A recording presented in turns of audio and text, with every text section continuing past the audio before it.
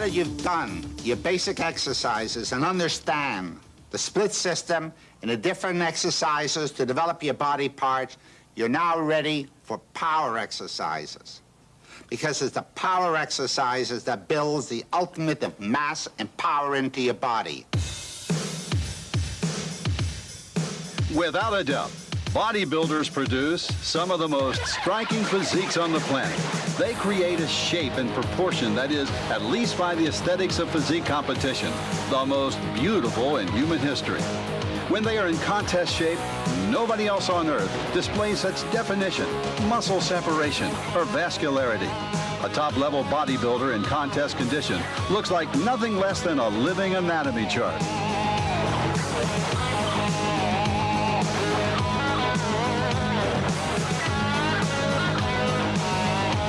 Qualities such as muscularity, shape, definition, and proportion are really the end products of a long process of training and diet. They represent the final product, and none of these attributes would be possible without a sufficient amount of the raw material of the whole enterprise, muscle. To succeed in the sport, a bodybuilder first has to build a solid, thick, fundamental structure of dense muscle mass. Bodybuilders are obviously concerned with training for detail. Detail being cuts, definition, muscular symmetry, their proportion. That's what the judges are looking for on stage. But before you can train for detail, you gotta train for size to get big, massive muscles. Of course, the necessity to build a foundation of muscle doesn't just apply to would-be bodybuilding champions. Anyone wanting to build, shape, and develop his or her body with weight training for health, for athletics, or just trying to look and feel better is faced with the same challenge, building muscle mass. Most types of weight training, pioneered and developed by bodybuilders over the past several decades, do build muscle.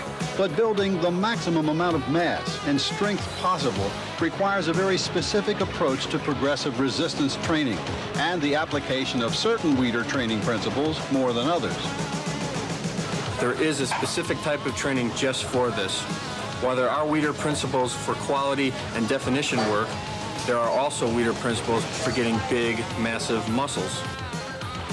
In this tape, we will describe the most effective and efficient ways of training for mass and strength, and examine which Weider principles are most helpful in achieving these goals. We will answer such questions as, what exercises are best for mass training? How much weight do you need to build maximum size? What kind of reps and sets program should you follow? How often should you train? How quickly? How much rest and recuperation do you need? What special training principles should you employ? And what kind of diet is best for getting big and strong? Of course, the overall volume of a muscle is affected by a number of factors. Mitochondrial mass, for example, the energy factories within a muscle cell, glycogenation, the amount of carbohydrates stored in the cell, and blood supply.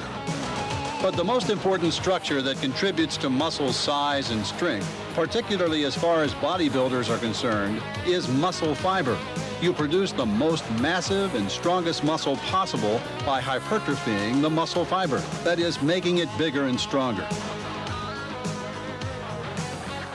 You accomplish this by following the proper program of progressive resistance weight training and using the appropriate training principles to build maximum mass. And the most basic of these is training with heavy weight. You have to have some muscle to work with before you start finishing it off. If you don't have the mass, there's nothing to finish. Then you're wasting time doing a lot of finishing movements when you don't have the muscle to finish off. I still think I would be influenced to work reasonably heavy. You can go for the burn all you want and you will not get results. I agree with you that the heavier weights is where it's at as far as putting on the mass. You really have to train for mass by training with heavy weights to interject and stimulate the muscles into responding. They need to develop the muscle mass in order to get it, to have enough mass to file down later on for competition. And the only way to get that mass is to use heavy power training. If you would normally come in every week and do 305 on the bench, once a month you should come in and go up to at least 405. And the same thing goes for the back and the shoulders, as well as the legs and every other body part. When I'm training for mass during the week, I like to take the first portion of the week and train heavy movements early in the week, and then by the time I get to the ending of the week, those movements lighten up because your energy level dips. So therefore, trying to get the most out of my training is in the mass building process is in the first portion of the week, the first 3 days. So delts 1 week, you go heavy. Same thing applies for the back, same thing applies for the chest, and the same thing applies for the thighs. So once a week is more than enough. The weight must be heavy enough to stimulate the muscle, but not too heavy that it hurts your muscle. Only do what your mind and your body can handle. Don't do more. Bodybuilders need to train with heavy weights. Women bodybuilders as well as men. A muscle fiber is a muscle fiber. And if women bodybuilders, or women training for health, fitness, and shape for that matter, don't train with substantial amounts of weight, they simply won't see the kinds of results they're working so hard for. Power training is especially important for women bodybuilders because they come to the gym, they're not used to handling heavy weights, they've been told all their lives, don't touch that, it's too heavy, you can't train, you're going to get muscle bound. Well, their bodies work just the same as a man's body. It responds to the same type of training as a man's body. They need to develop the muscle mass in order to get it, to have enough mass to file down later on for competition. And the only way to get that mass is to use heavy power training. I found that it was quite easy to put the size on as long as I stayed fairly heavy and lower reps. And until they reach the potential that they want to be at, or should I say get to the size that they want to be at, then they can lighten up their reps and their weights and stick to higher reps. What a lot of women don't realize is that to get results, sometimes, somewhere in their training career, they must train for mass. And in order to do that, they have to really bite the bullet and train heavy to stimulate the muscle into growth. I know that a lot of women listening to me are probably going to say, oh my gosh, I don't want to look like a weightlifter or a, East German swimmer or whatever image they have about over-muscled women. What they don't realize is when you talk about toning, when you talk about firm and tight bodies, you're talking about nothing more than muscle mass. And I think every woman alive wants a tight, firm body. A woman in bodybuilding definitely needs a certain amount of muscle. She needs to define it. Without the muscle, she has nothing to define. You can go for the burn all you want, and you will not get results. You will get burn and lactic acid buildup, and I've known lots of women who have burned their way through aerobics videos, and they get nothing but burnt out muscles. That does nothing for shape.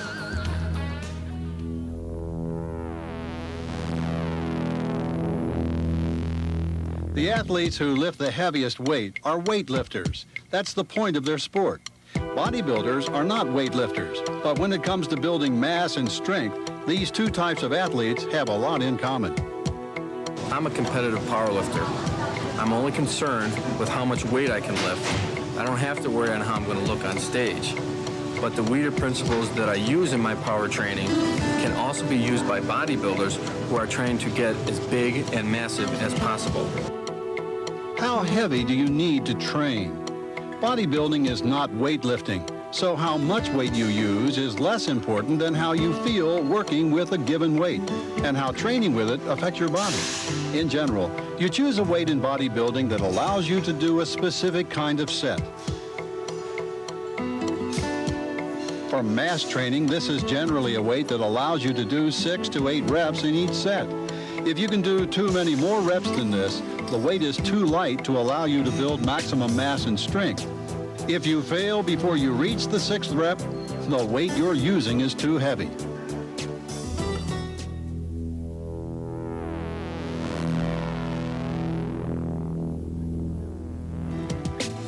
Training heavy is important for building mass, but what kind of training equipment you use is also extremely important. For the most part, bodybuilders intent on building maximum mass and strength should rely as much as possible on free weights, barbells, and dumbbells. The human body has evolved over millions of years to deal with the force of gravity, to lift, carry, and move things that have weight. When you lift a barbell or dumbbell, your body has to stabilize the weight against gravity. Secondary muscles, ligaments, and joints all come into play.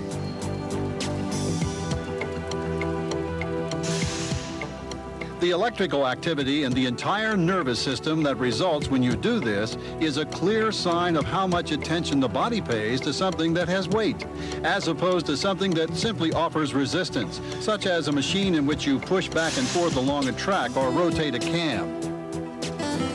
Free weight is the best form of training because you can utilize machines. And I believe machines like 20% of bodybuilding, 15%. The advantage about free weight, you have a greater freedom, range of motion.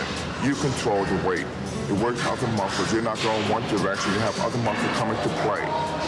And the fact that enables you to stretch more, work out more, and keep the tension. When you use the machines, you go one direction, and the machine actually helps build the exercise for you, with you. With free weight, it's 100% of yourself. I was brought up in the old school of bodybuilding where the free weights are the way you gain size. I myself enjoy being big, I like being muscular, and I don't think I could ever achieve it through using machines. You know, you've seen Arnold back in the days when he started, all free weights, and those guys they were big, muscular men. I think that if you want to build mass, you use the barbells. I'm the old timer, believing in barbells and dumbbell presses to build the mass. I don't think you can build muscle size through machines. This is only my opinion. Other people disagree. I would use, say, the machine presses if I want to do something like a superset, even get a little bit more creative, doing a superset of, say, side laterals, cables supersetted with, say, a machine press.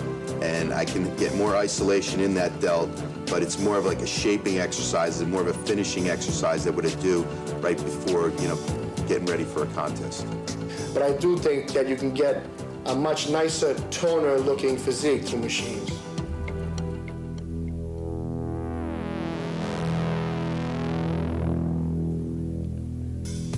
How well you're able to build mass is also a matter of what kind of exercises you do. For the most part, the best mass-building movements are two-joint exercises. That is, ones that involve the movement of two joints, such as presses, rows,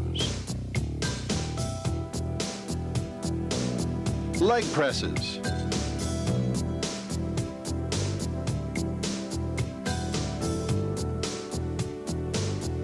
and squats,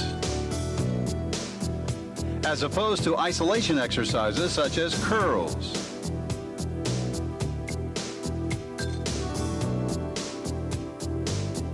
extensions,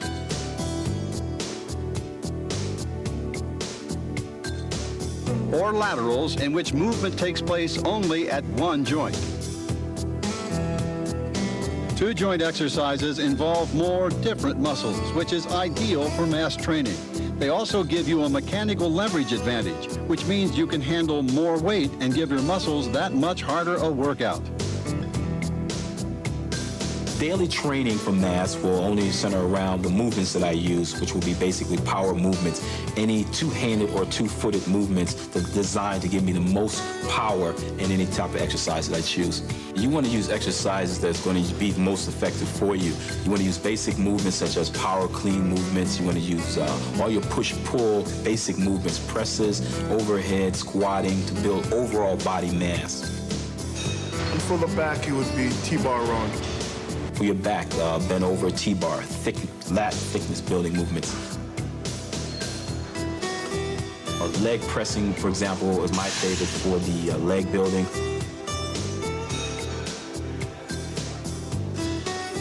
Of course, training heavy with free weights doesn't mean you forget everything you know about technique, how muscles work, and what angles to work them to get the best results. You're working a rear or behind the neck press will bring your arms more back so that you can hit slightly on the side delt as also the front delt, but it is a mass exercise.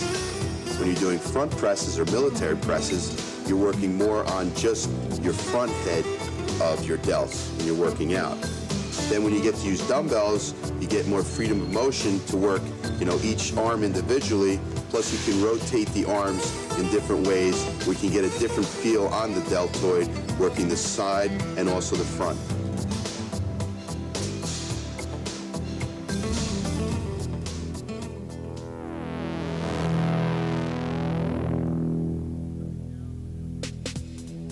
Cutting down on your rest between sets, doing more in the same or less time, and adding additional sets and reps to your workout are all ways of increasing training intensity, but they don't apply when it comes to mass training. To build mass, you have to lift heavy weights. To lift heavy, you need to be as strong as possible. And there are several ways to ensure you're as fresh and strong as possible whenever you do a mass building set. Do your heavy mass training sets at the beginning of your workout. Get plenty of rest between heavy sets, at least 1 minute, although more than 3 minutes will not create added recuperation. Schedule your heavy workouts at the beginning of your training cycle. When you're doing a lot of heavy training, take extra days off if you feel you haven't totally recovered. In power type training, rest and recuperation are very important. Rest between sets and rest between workouts. Without enough rest between sets, you're going to risk getting sloppy with your movements. You're going to be a little bit weak on your next set, and you risk injury that way. Without enough rest between workouts, you're basically not going to have enough time to recover. The more intense you train in this power type training, the more recuperation. You have two variables. You have training and you have recuperation or rest. If you increase one, you have to increase the other. One doesn't go without the other. Keep in mind, you stimulate growth when you train, but actual growth takes place during the period of recuperation following training. If your sets are intense enough, extending your rest time between workouts can often increase growth. So don't be in too much of a hurry to get back onto the bench or back into the gym when you're training for size and strength. But remember, more than 3 minutes rest is a waste of time, since by then you'll get all the recovery possible during that workout. You also need to extend your rest time between heavy workouts, either by adding extra rest days or by cycling training. That is, scheduling lighter workouts in between heavy training days. So at least once a week, you should do at least one workout that's just for mass. You don't want to do it all the time because then it becomes very hard on the joints and they can't take it. Yeah, power training is great, but you cannot do it all the time. You have to cycle your training. You have to be able to give your body time to relax. You can't be stressing your joints. Power training is extremely stressful on the joints of your body and on the connective tissue. So you have to be able to step back and train a little more relaxed and a little more conventional in between. Say you do 6 or 8 week cycles of each, and this works out fine. It gives your body time to recover, it gives your joints time to recover, and you don't have the risk of injury.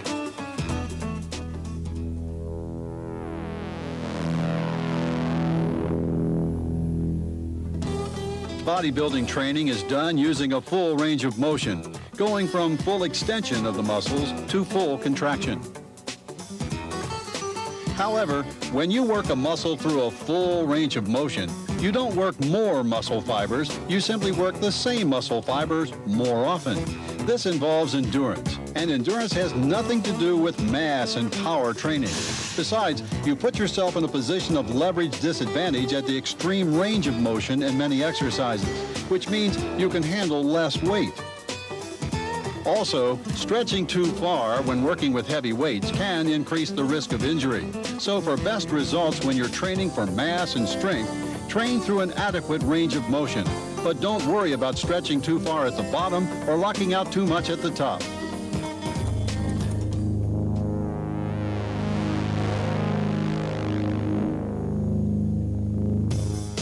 Muscle tissue is composed of muscle fibers, and there are two basic different kinds of fiber types. White fast-twitch fiber, which is capable of a limited number of very fast and powerful contractions, and red slow-twitch fiber, which is not as powerful but can continue to contract for high numbers of repetitions. When you train for strength and power, you tend to recruit white fiber, which is about 22% larger than red fiber. Endurance workouts, on the other hand, any kind of exercise which involves sustained activity over a long period of time, relies more heavily on the action of red fiber. Therefore, the most effective kinds of mass training are usually those which are designed to develop the maximum amount of white fiber. There are two basic types of muscle fibers we see: the white fast-twitch fibers, which are for ballistic quick motions, and then we have the red slow twitch, which has a lot of hemoglobin in it and is more for endurance competition. Sometimes you have a combination or a mixing of both of these, and different muscle groups have different degrees or different ratios of red as well as white fibers. And it depends on the type of body prototype the individual was born with, as well as the type of training that they are performing on a regular basis. You mentioned something about white fibers. Is there a difference between white and red muscle fibers? Yes, there is a big difference. White muscle fiber is generally considered for speed. That's what will give you your mass. Red muscle fiber is usually for endurance type exercises, like if you do a real long set or for a marathon runner. Now, white muscle fiber is about 20% larger than red muscle fiber. So if you can recruit more white muscle fiber in your workout, you will definitely get more mass in it. When you train white fiber properly, you generally are involving red fiber as well. However, the opposite is not true. No, the opposite is definitely not true. Long, slow sets or time-intensive training where you don't give your muscles much time to recover are great for training red fiber, but only movements that are explosive, where speed is a factor and where the anaerobic fiber is given time to rest and recuperate, are guaranteed to get the maximum response from white, fast-twitch fiber. There is a kind of weight training that is designed to do all of the above. It's based on the Weider speed principle, and it's called compensatory acceleration.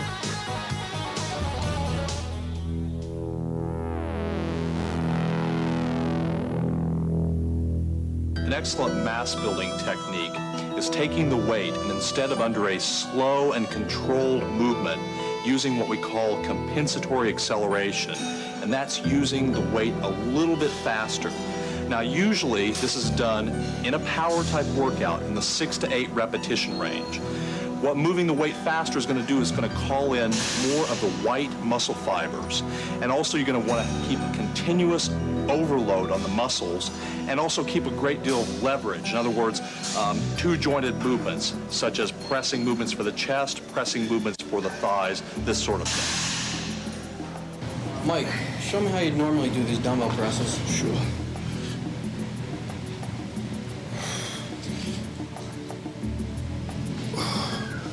I try to keep my form nice and strict, never letting the weight get out of control. Do as many reps as I can without losing that control of the weight. Strict form is very important, but there's also a way to turn this into a super mass building exercise by using the Weider principle of acceleration. Why don't we go ahead and try it? Let's do it.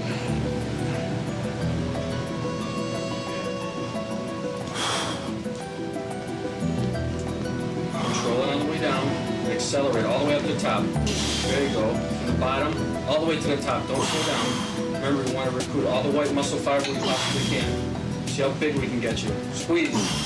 There you go. Drive. Nothing but shoulders. Accelerate. Good. Squeeze. One more. Speed. Good. How'd that feel? Incredible. It felt like there was 20 or 30 more pounds in the bar. It's actually the same weight you used in the first place. I noticed I got more of a pop out of that set, too.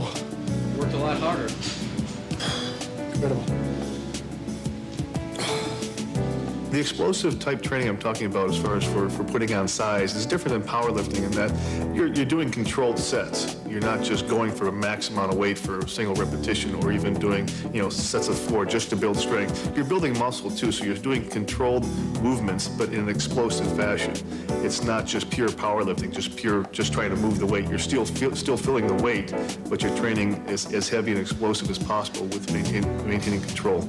It's a controlled explosion from the bottom, and you follow through with it all the way. It's constant acceleration. You want to think of accelerating the weight through the movement instead of just moving the weight. You want to be constantly trying to accelerate, push harder as you're going up. And this is a way it puts a lot of stress on the muscle, and you get a lot of good results from it. Hey, this is lightweight for you, isn't it? Actually is, but it's enough weight just to show you the Weider acceleration principle. Squatting. What's your heaviest squat, anyways? 964. 964. You got this. This is ice cream for you. Let's go.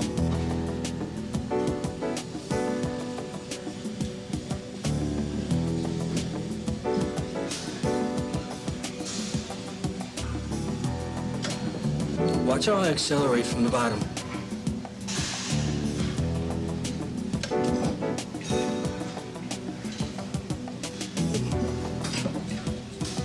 All legs, huh? Nice and strict, too. Yeah, that's why you pause a little bit. Pausing at the bottom. No problem. Easy.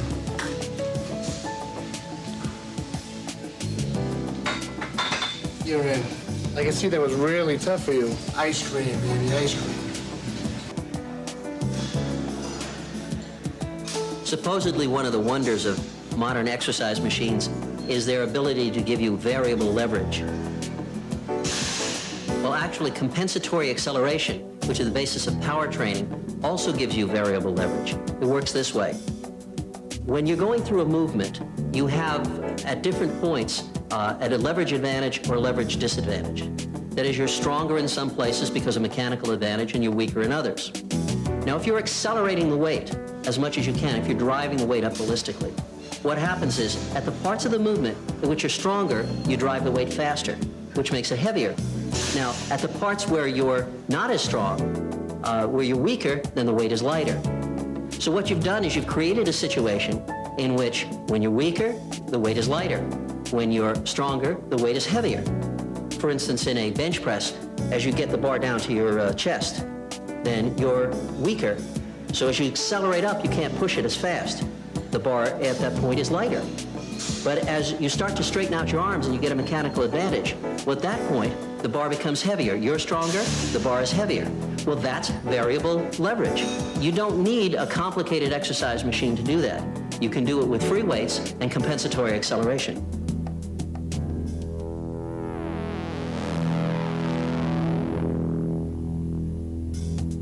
Training to failure is another familiar training principle to most bodybuilders. It means continuing with any given set until you can't squeeze out any more reps with the weight you're using without stopping to rest. But this doesn't work with acceleration training. Acceleration training is designed to generate power. And what does this exactly mean?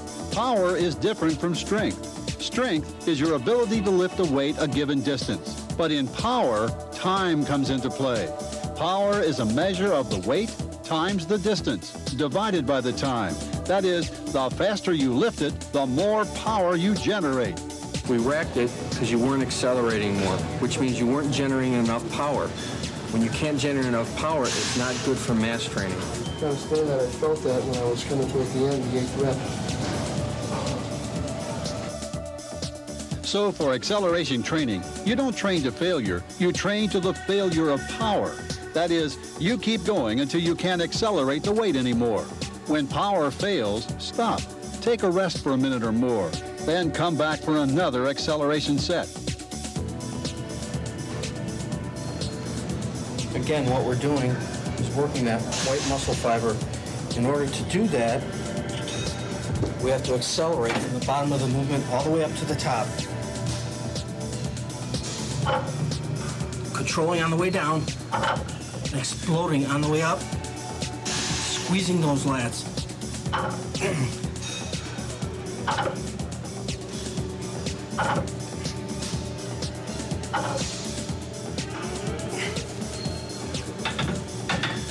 Remember, 6 to 8 reps to the failure of power.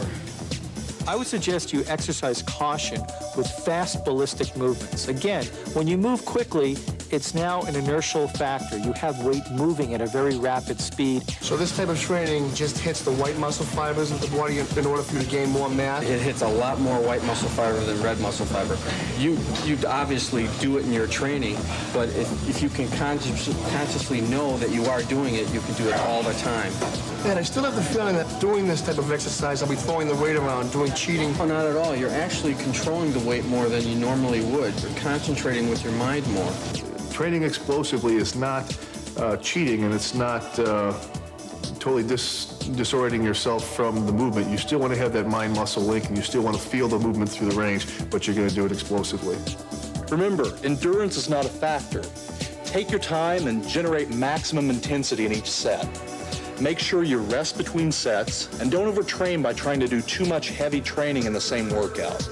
And finally, When making the transition from heavy training to quality training in an eclectic workout, employ all the Weider quality training principles listed in tape 9, such as full range of motion, peak contraction, etc.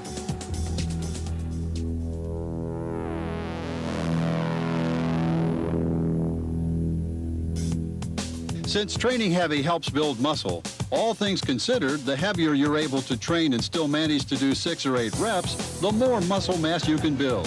One intensity training principle that helps you to do this is forced reps, a technique in which your training partner helps you to lift a weight just a little too heavy for you, or to force out more reps in a set than you could do on your own. Say you're bench pressing 250 pounds. If you want to increase the bench press, basically you would do, say you do 8 reps for 250. We would strip the weight. After you do one set, do 225 and 200. The next time you handle 260 or 270 because the fourth rep you have someone there to spot you. You force yourself to increase the rep. Like say if you do 8 reps, you can't do 2 more. You have a training partner to help you for a fourth rep. The next time you can handle the same weight and do 10 repetitions. Then the next workout you handle more weight. So with the fourth rep technique enables you to be stronger and stronger.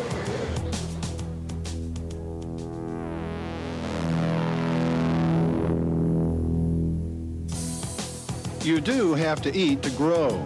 However, many bodybuilders training to get huge over the years have chosen to satisfy their nutritional needs simply by eating a lot.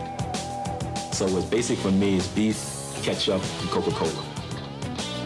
Unfortunately, taking in calories indiscriminately like this may give your body what it needs to build muscle, but taking in all those excess calories is also likely to make you fat, which means dieting for definition becomes that much more difficult. Heavy training creates the demand for nutrients in the body. If you want to get big and strong, you have to supply whatever nutrients the body needs and deliver them when the body is most ready to absorb them.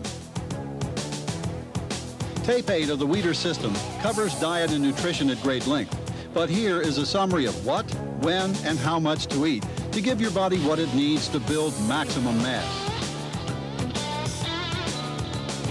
Eat at least 1 gram of protein per pound of body weight on days when you're doing intense training. Eat 5 or 6 smaller meals during the day rather than 2 or 3 larger meals. Take in both protein and carbs immediately after any intense workout. Fat intake should be kept low to moderate in your diet. Drink plenty of water to allow your metabolism to function most efficiently. You need to eat an adequate diet with supplements. It is especially important to eat protein during the window of opportunity, before, during, and after your workout. When I'm training for mass, I like to eat a lot of variations of food, primarily beef. 90% beef, and whatever goes with it will have beef on top of it. When I'm mass training, I do up my carbs. Unlike when I'm contest training, I drop my carbs and up my protein. I do just the opposite when I'm mass training.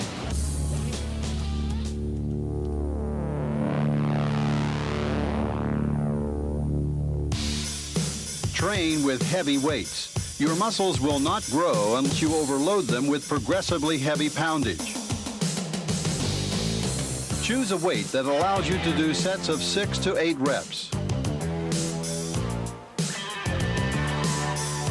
Rely on free weights, barbells, and dumbbells for your mass and strength building workouts. Build mass using 2-joint compound exercises such as presses, rows, deadlifts, squats, and leg presses. Do your mass training at the beginning of your workouts or beginning of your training cycle when you're the strongest and the most rested. Rest at least 1 minute between heavy sets, but no more than 3 minutes. Take extra days off when necessary to allow for complete recuperation when you're doing heavy mass training. Cycle your training, alternating heavy and light training workouts or groups of workouts. Use the compensatory acceleration principle to develop the maximum of white fiber with ballistic movements. Train to the failure of power, your ability to accelerate a weight rather than to the point where you can't move the weight at all. Handle heavier weights doing forced reps with the help of a training partner. To develop as much mass and strength as possible, eat at least 1 gram of protein for every pound of body weight on heavy training days, and eat a sufficient number of calories to allow your body to grow. Remember, strict dieting and maximum muscle gains don't mix. Now that you know everything you have to know about power training and building mass and power, you must master nutrition, because nutrition is what's going to turn your mass training and power training into muscularity, shaping, and muscularizing and hardening your body. You don't have to begin weight training at 15, 16, 20. You could begin weight training at 70, because the important thing is it makes you feel good about yourself. Bodybuilding can have a positive effect on anybody's life. It can help you lose weight and give you more confidence. You don't have to be a champion, to be involved in bodybuilding. It's the thrill of watching your body change and just loving it,